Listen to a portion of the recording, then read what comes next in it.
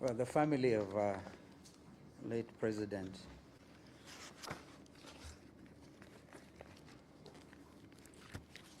when I see Sister Judy, I see Kibaki.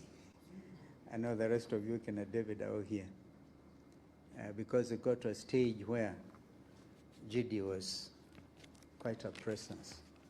Well, I want to thank the panelists for some very exemplary remarks about President Mwai Kibaki. And I also want to thank the organizing committee. I will be short on protocol because I may be mentioning Ambassador Muthaura in my remarks. I thought I should place this on record.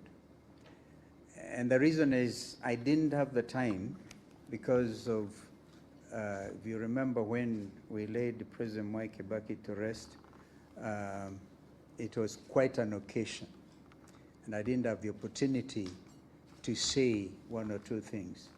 Ambassador Muthaura eloquently actually represented all of us then.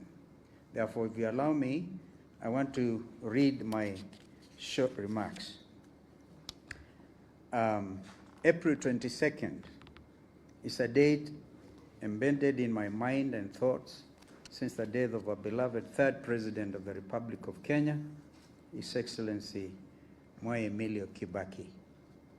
When I learned that a group of eminent Kenyans launched the Mwai Kibaki Annual Memorial Lecture to keep the memory and ideas of this African icon alive 2 years ago, it warmed my heart and spirit.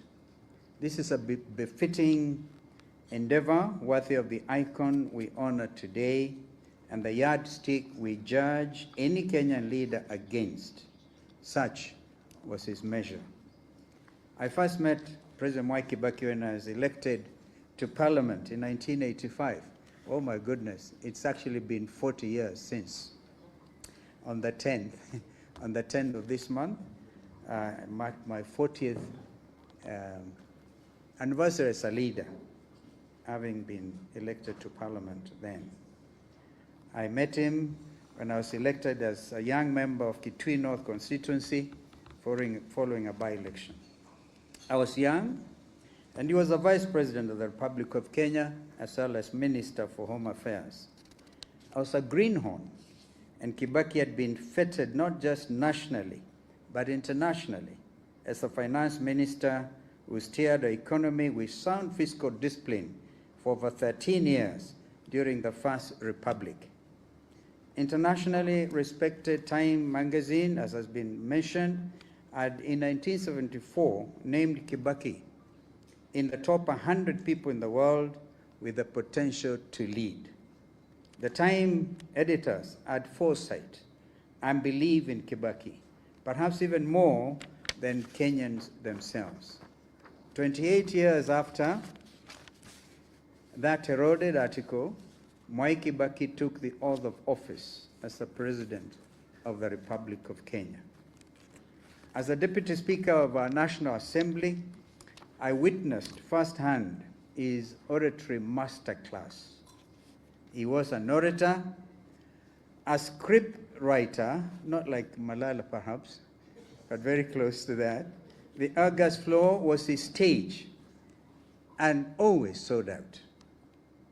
When the National Rainbow Coalition won the historic 27 December 2002 general election, President Kibaki appointed me as his first Minister for Foreign Affairs, and then our relationship became more personal. It is that forge of trust and faith, I believe, that allowed President Kibaki to reach out to my party, ODM Kenya as it then was, to save and rescue our nation state following the post-election 2007 violence. Together, we formed what was the first coalition and first negotiated position in the name of the Office of the Vice President. I then had the honor and privilege to be sworn in as the 10th Vice President of our country on the 9th of January 2008. President Kibaki made everyone feel at home. He would get our nation loving, don't you all remember? Even when I was faced with difficult moments, he would actually say to enjoy. And when things became a little tougher, as an elder statesman, he would call you harsher things. And one time he famously said that because of the Mlolongo system of voting that time, and he had been rigged out of his Othaya constituency, he actually said that even rigging required some intelligence. That was Kibaki. President Kibaki would even other times say very hard things, and you got away with it. President Kibaki listened and he empowered his lieutenants. He was not a micromanager. He reduced taxation across the board and did away with unnecessary and prohibitive laws. President Kibaki's leadership led to the unprecedented 7% growth of our economy, as we've heard, from 0.6%. Our infrastructural growth was self-evident, as was a commitment to economic recovery strategy and Vision 2030, as we've just heard from men who worked very closely with him in that regard. President Kibaki was an iconic father figure, a selfless, beloved, and brilliant leader, and his legacy will live on through countless generations. It was my greatest honor and singular privilege. Remarkably, that was him. And you remember he had, he's the first person to say, you will not have a national currency having anybody's head printed on it. And he lived to actually see that happen. One of his least eroded qualities was his ability to restore our constitutional ambition, that we have heard from Professor Kivutha Kibwana, was his advisor in that space, come out very clearly on the steps that were undertaken. Less than 5 years from the costly defeat by the people of the WACO constitutional draft at the November 2005 referendum, President Kibaki promulgated the 2010 Constitution of Kenya on the 27th August 2010.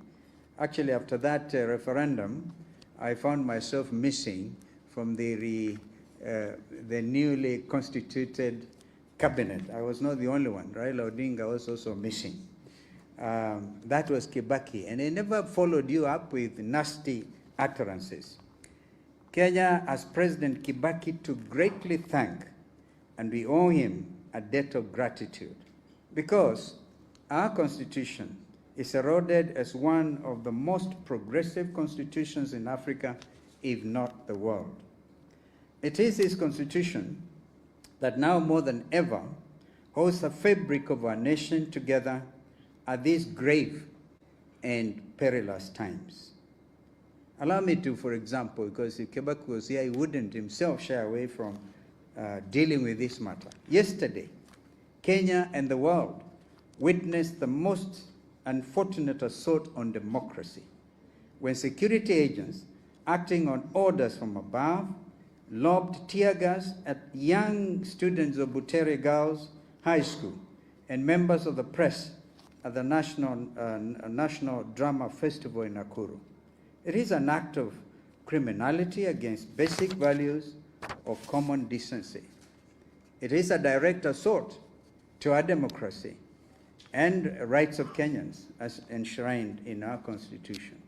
And Article 33 of our Constitution, which was given to us as a heritage by President Kibaki, every person has the right to freedom of expression, a right that includes the guarantee for the Butere girls to perform their play without fear or intimidation. The artistic expression is protected under the law.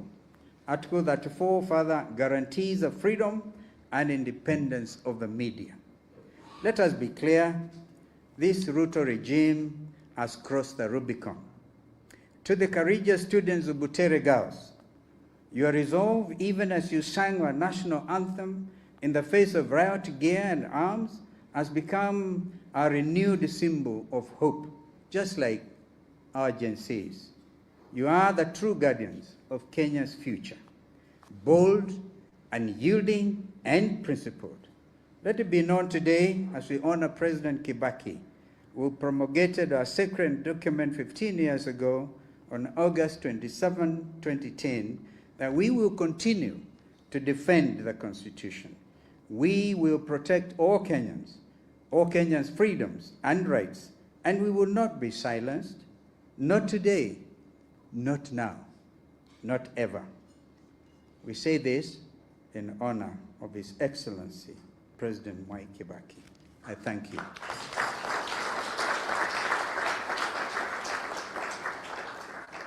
Thank you very much, Your Excellency. I think you clap for him again. Thank you so much.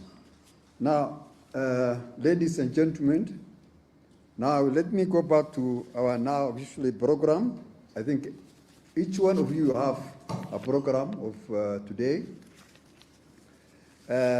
Before I start, let me take this opportunity to thank the committee, organizing committee of these events. That is in your paper, the back, your left side. There's a committee members' names there. There's Professor Bita Kagwanja, Professor Michael Chege, Professor Kivuda Kibona, Dr. Mohisa Kitui, and myself, the Madam Judy, who is with us here, and also Ambassador Joka, I hope you are around.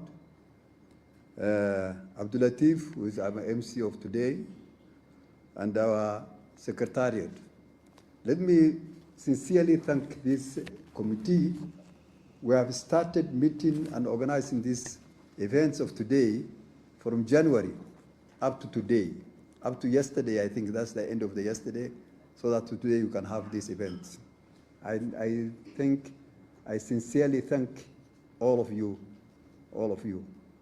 Please, we shall be with you, and the next year, God willing, we shall be continue to do the same job. Ladies and gentlemen, my name is Dr. Jacob Haji. I'm a Secretary General of Democratic Party. Before I continue, let me recognize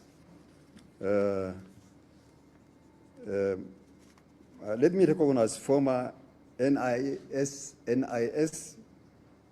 Director Michael Gishagi. Please wave your sign and just tell them. Thank you. And let me recognize also leadership of the Democratic Party. NEC members, can you please stand and wave your sign? Hakuna moja hata moja hapa. Oh, mumibotea. Thank you. And then let me recognize also Democratic Foundation members. Dr. Joka, I think Dr. Joka is here, and the chair of that foundation. Thank you, Ambassador. This foundation was started by Mzee some times back. Actually, that time I was a student in the university. So we still continue with what Mzee told us to do with it, and continue to keep it. Hata kama yeye hapana yuko tuweke, ina continue with that spirit. It is now great pleasure to call Mzee Munyao on behalf of the party to speak to us. Vile wameanza chama, hawa ndio group moja chama. Norman Nyaga ako hapa namuona, akuja aseme kidogo, alafu then from there we will take the other side of the politics. Thank you. Mzee Munyao, please mpigie makofi. Kuna wakati nilienda Denmark, Norway zore. Nikakuta mzee kama huyo wakati tuliitwa kwa delegates ya convention of the party, Conservative Party. Tuliinvitiwa huko. Nikaona wazee ambao wanabeba na wheelbarrow, and not wheelbarrow, what do you call it, the wheelchair. 9 of them. Wanakuja kukaa hapa wakitazama what they have done and celebrating their parties. So sasa sisi tuko na sambo kama hiyo moja hapa, na mwingine nafikiri Zungu ndio atatujoin. Karibu mzee Mnyao. Mpige makofi tafadhali nikukaribishe.